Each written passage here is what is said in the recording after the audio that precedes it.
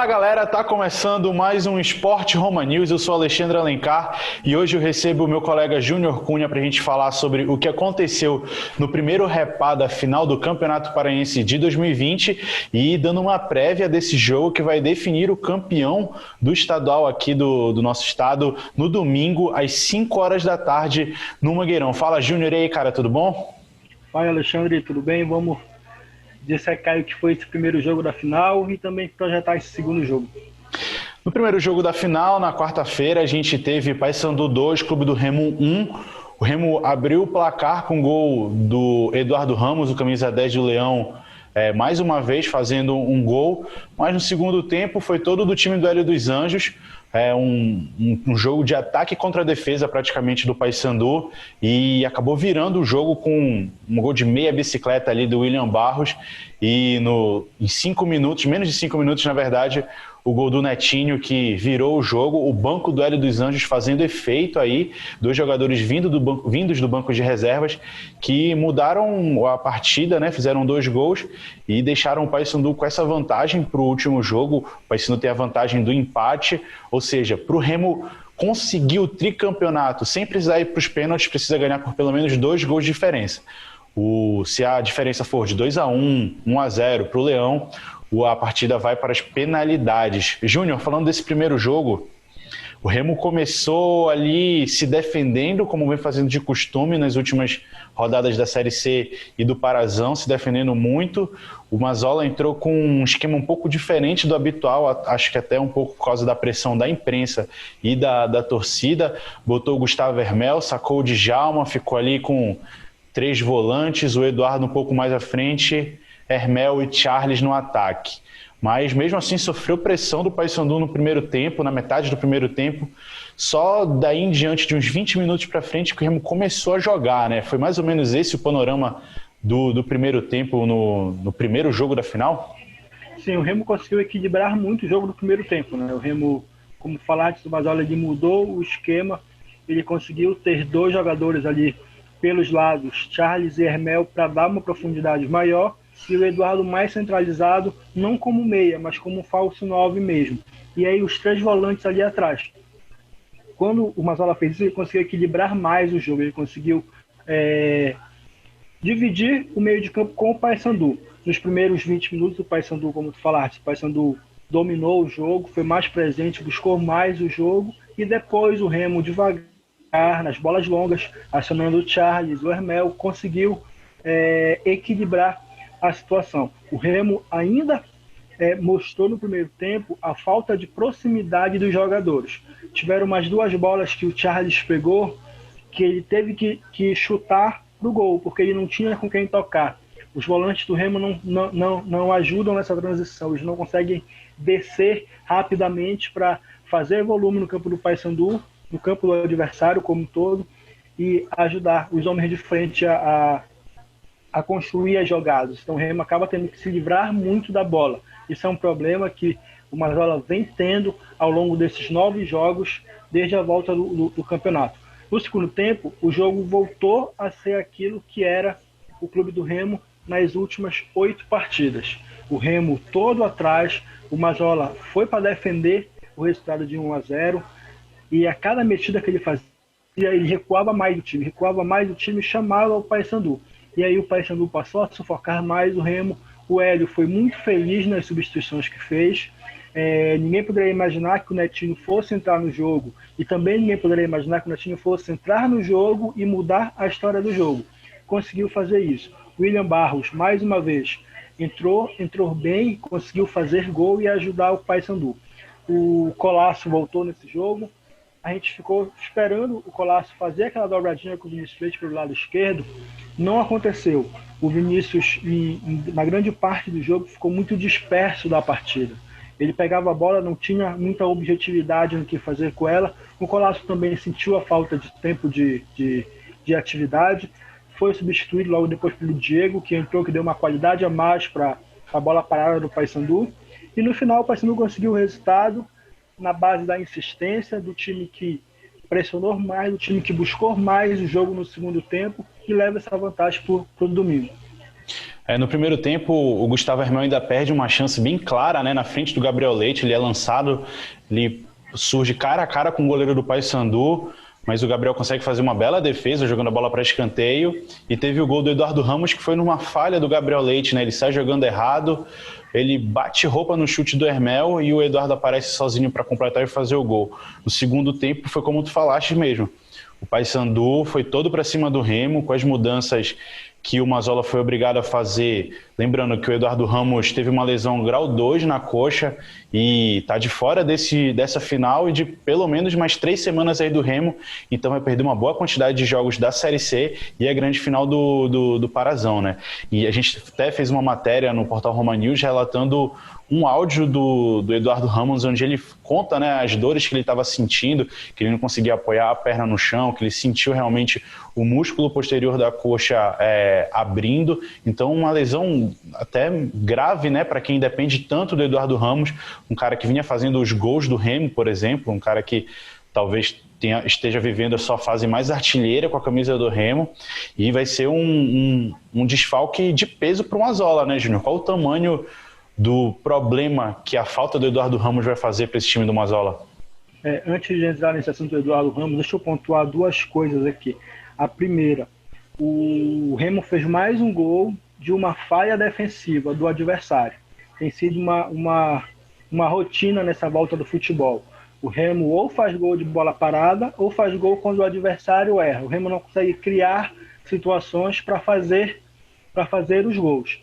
Segundo ponto, eu não entendi porque o Mazzola não usou o Carlos Alberto no segundo tempo. Ele tinha o Carlos no banco, era um jogador que, quando o Eduardo saiu, ele poderia ter colocado o Carlos Alberto. Por quê? Já que o Remo iria jogar para se defender, iria jogar para segurar o resultado de 1-0, o Carlos Alberto seria muito mais útil que o Douglas Parker. Porque o Carlos Alberto poderia dar essa velocidade para a saída de bola, que o Douglas Parker não tem. Ele é aquele cara mais que espera a bola chegar no pé dele e que ele consegue pensar o jogo, mas ele não está conseguindo fazer isso, né? E aí ficou faltando o Carlos Alberto nesse jogo. Eu não entendi porque o Mazzola não colocou ele em campo.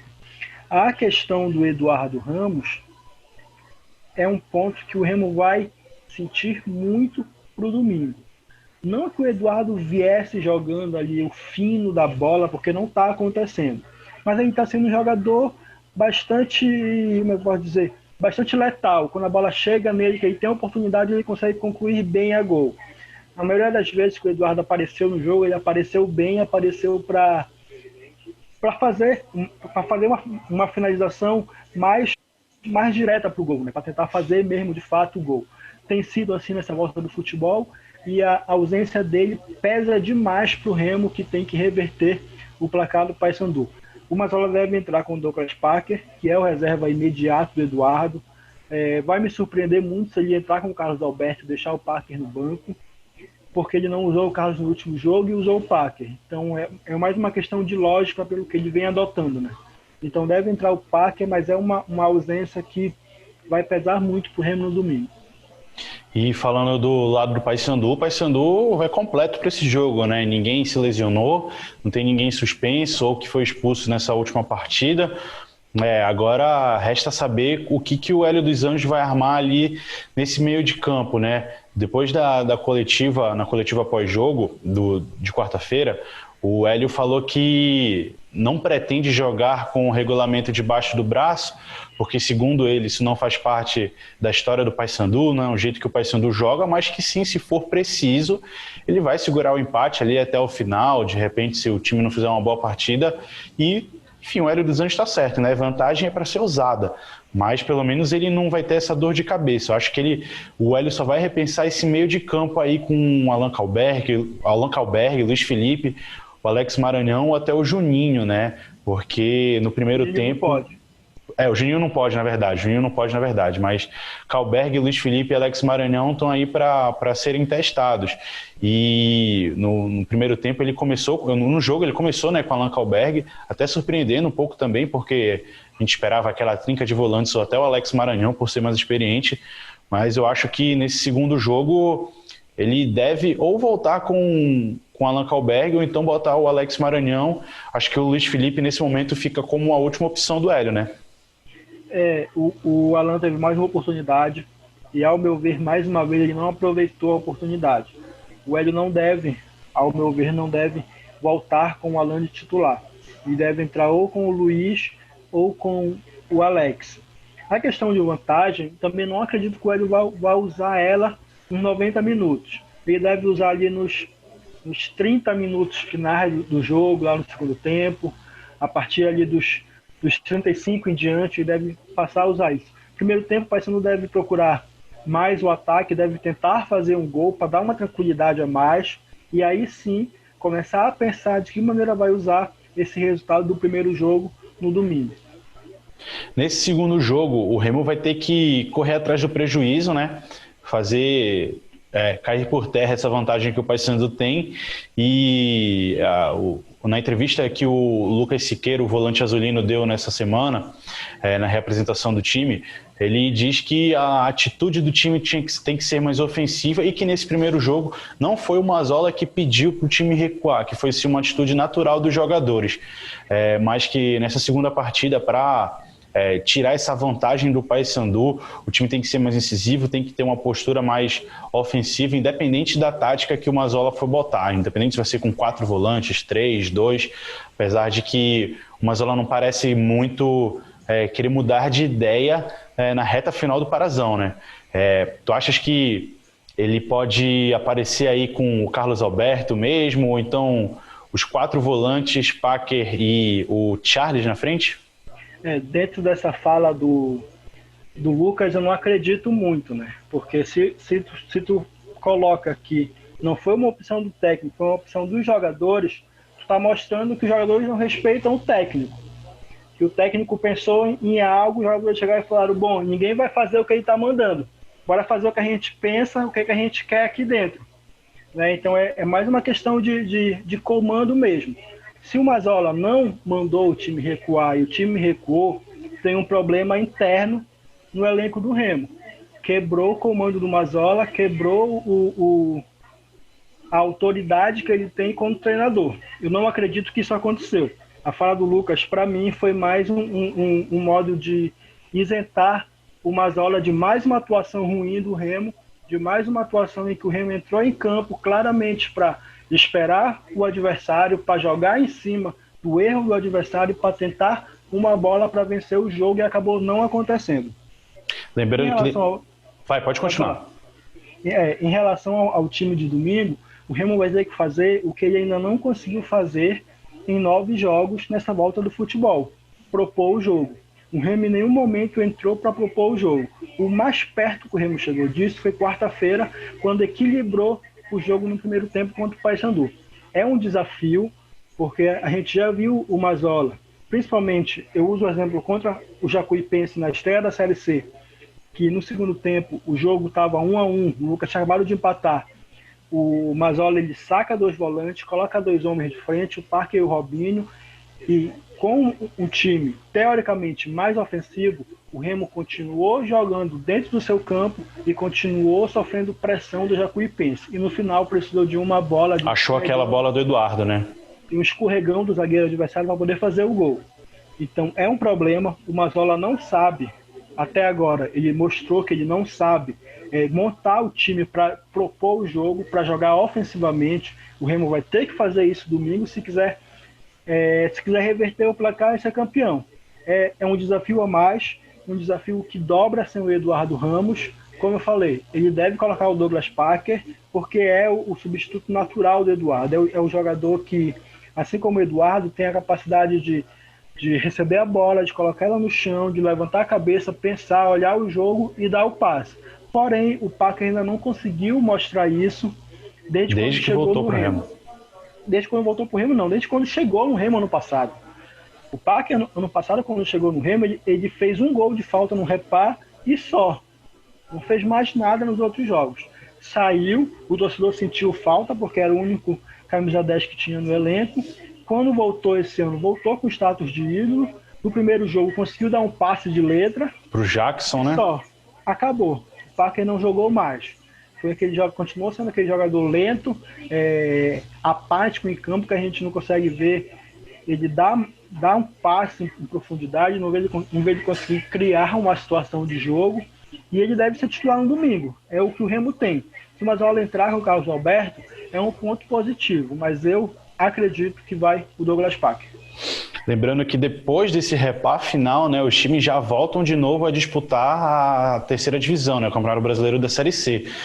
A gente teve uma mudança nas datas para poder adequar os clássicos de repá nessa quarta-feira e no próximo domingo, para os times poderem focar realmente, de fato, só no Campeonato Paraense. E depois, na semana seguinte, na quarta-feira, o Paysandu já recebe a Jacuipense aqui na Curuzu. E na quinta-feira, o Remo visita o 13 fora de casa, lá no Amigão. São jogos os próximos compromissos dos times paraenses na Série C. No domingo agora, o Paysandu vai ter essa vantagem e, como a gente falou aqui, o Hélio dos Anjos muito dificilmente vai jogar com a vantagem debaixo do braço. A gente vai ter mais ou menos um jogo parecido com o que foi o de quarta-feira, com no primeiro tempo os dois times conseguindo se equilibrar ali em ações tomadas, ou vai ser um jogo muito mais animado, muito mais divertido para o torcedor e para quem estiver acompanhando, porque o Remo vai precisar tomar as ações ofensivas. O que tu acha, Júnior? Espero que seja um jogo bem mais emocionante do que foi o primeiro, né?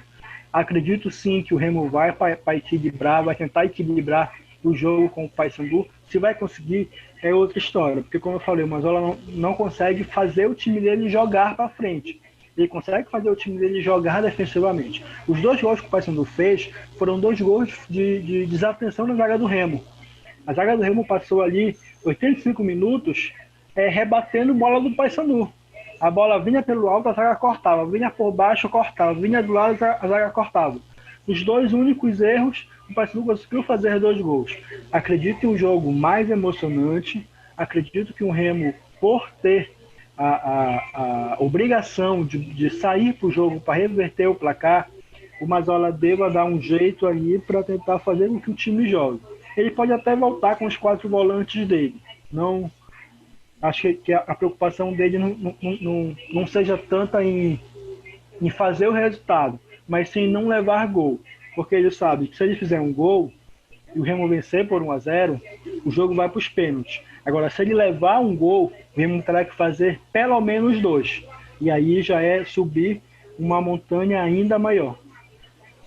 Então o Remo tem que tomar cuidado aí para não tomar um gol e desmoronar totalmente a estima dos jogadores mesmo para correr atrás do resultado. E o Paysandu, claro, se possível, não jogar com a vantagem debaixo do braço, ir para cima do maior rival e, enfim, quebrar esses 2 anos de título do Remo. E, Júnior, palpites, bora botar a galera na fogueira. Domingo, depois das 5 da tarde, que a bola rolar ao final dos 90 minutos, Remo tricampeão ou Paysandu levantando a taça? É difícil. Essa é difícil. Deveria ter mais alguém comigo para opinar. Não, eu vou opinar dessa vez, eu não vou me tirar da reta, não. Eu vou pelo histórico. Eu não vou pelo que é o repá. Eu vou pelo histórico dessa volta do futebol. Eu acho que dá Paysandu. Dá Paysandu porque fez o resultado no primeiro jogo. É um time que procura mais o jogo. O Hélio ele não tem medo de jogar. O Mazola não. Ele é um cara mais reativo, é um cara mais pragmático. Ele espera muito o adversário. Ele monta o time dele para jogar em função do adversário. E isso acabou sendo determinante para o jogo de quarta-feira. E pode ser determinante para o jogo de domingo. Eu acredito que por essas situações, pelo que vem acontecendo nessa volta do futebol, o Paysandu, apesar do Remo ter mais elenco que o Paysandu, é importante frisar isso, o Remo tem mais elenco que o Paysandu, as opções que o Remo tem no banco não são não são opções extraordinárias, mas são opções que quando entram conseguem dar resposta, como Carlos Alberto, o Gustavo Hermelo, que até outro dia estava na reserva e agora voltou a ser titular, são jogadores que podem entrar dar uma dinâmica diferente, o próprio Djalma, mas pela situação de futebol jogado, eu acredito que o Paysandu é um time muito mais objetivo em campo e leva vantagem em relação a isso. Eu vou no Paysandu também, até por causa dessa invencibilidade do Papão em cima do Remo, né? Esse pequeno tabu aí, mas eu arrisco num 0-0. Eu acho que o Hélio dos Anjos não vai se atirar tanto para frente assim, não.